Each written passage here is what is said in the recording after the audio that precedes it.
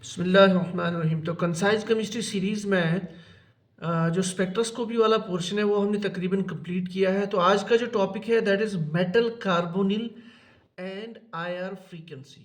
ये topic normally organometallics में हम पढ़ते हैं, लेकिन मैंने इसी को यहाँ पे इसलिए लेके आया so that I thought to finish the IR spectroscopy या to finish the spectroscopy part. अच्छा, इसमें बेसिकली जहाँ से क्वेश्चन आता है I will straight forward go to that portion. आप यहाँ देख सकते हो डायग्राम में metal carbonyl means carbonyl CO, जिसको हम कार्बन मोनोऑक्साइड कहते हैं फ्री स्टेट में।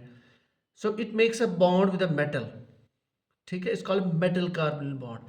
ये बॉन्ड कैसे बनता है that we have to understand, then we can solve the question. देखिए, CO के बॉन्ड के बारे में बहुत सारा डिबेट है कि ये डबल बॉन्ड है या ट्रिपल बॉन्ड है, CO डबल बॉन्ड या CO triple bond, whatever it is, but pi bond is there. ठीक है, पाई बॉन्ड जब होगा तो हमें पता होता है जब भी कोई बॉन्ड बनता है उसका बॉन्डिंग और एंटी बॉन्डिंग ऑर्बिटल होता है। जैसे सिग्मा बॉन्ड का sigma bonding, sigma anti bonding. अगर पाई हो तो pi bonding, pi anti bonding. अब कार्बोनिल चाहे डबल बॉन्ड हो या ट्रिपल बॉन्ड एग्जिस्ट करे, there is a pi anti bonding orbital present. तो मेटल कार्बोनिल बॉन्ड बनता कैसे है? पहले स्टेप में कार्बोनिल, कार्बन के पास जो लोन पेयर होती है ये डोनेट करता है into the vacant orbital of the metal. Metal का जो वैकेंट ऑर्बिटल होता है उसमें ये डोनेट करता है। तो इस बॉन्ड को it's a type of a coordinate bond, it's called as sigma dative bond और सिग्मा कोऑर्डिनेट बॉन्ड। तो आप इसको इस तरह से बनाएंगे, metal and then you have this bond existing CO।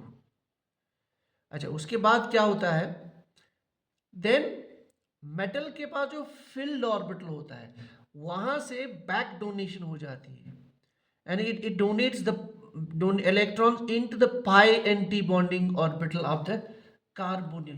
इसको बोलते हैं बैक डोनेशन। ठीक है, तो ये bond, this bond is considered to be a pi type of a bond. ठीक है, यानी इस तरह से। अच्छा, तो इससे होगा क्या? इससे ये होगा कि जो मेटल कार्बोनिल का बॉन्ड है now it is not a single bond, it's like a partial double bond character. तो आप कहेंगे it is a partial double bond character. अच्छा, सबसे इंपॉर्टेंट क्वेश्चन जो है कि CO बॉन्ड जो था वेदर इट इज डबल और सिंगल और ट्रिपल, उस पे क्या फर्क पड़ेगा, that we have to understand. उसी पे क्वेश्चन आते हैं। देखिए, बैक डोनेशन से इलेक्ट्रॉन डेंसिटी किस में चली जाती है? पाई एंटी बॉन्डिंग में। और रूल हम जानते हैं मॉलिक्यूलर ऑर्बिटल थ्योरी में, whenever the electron density gets added up in the pi anti bonding और sigma anti bonding, the bond order gets reduced, system unstable बन जाता है। तो जब इलेक्ट्रॉन डेंसिटी चली गई due to this back donation और synergistic bonding into the pi anti bonding, तो ये CO बॉन्ड जो है ये वीक हो जाता है। आप ये कह सकते हो कि अगर ये डबल बॉन्ड था, now it is a partial double bond character. तो कहने का ये मतलब है इस बैक पाई डोनेशन से, जिसको सिनर्जिक बॉन्डिंग भी कहते हैं, CO बॉन्ड वीक हो जाता है, या you can say that the bond order of the CO decreases. लेकिन साइमल्टेनियसली जो MC बॉन्ड है इसकी जो बॉन्डिंग का nature now it attains a partial double bond character, और you can say its bond order increases. तो इससे ये हो गया कि CO बॉन्ड वीक हो गया और MC बॉन्ड स्ट्रांग हो गया। Now moving to the IR frequency. अब अगर बात करेंगे CO फ्रीक्वेंसी, ठीक, तो उससे क्या फर्क पड़ेगा? Frequency of vibration depends on K, force constant. Force constant indicate the strength of the bond. ना यहाँ पे बैक डोनेशन की वजह से ये जो CO बॉन्ड है ये वीक हो गया, सो वाइब्रेशन फ्रीक्वेंसी विल रिड्यूस।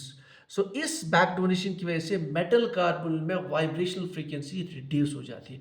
ये है बेसिक कॉन्सेप्ट। अब इसके बेस पे प्रॉब्लम आ सकती है। फॉर एग्जांपल यहाँ पे मैंने 4 केसेस रखे। अगर तो CO फ्री है, it is absorption frequency in the IR is 2150, इसके आसपास वैल्यू आपको मिल सकता है।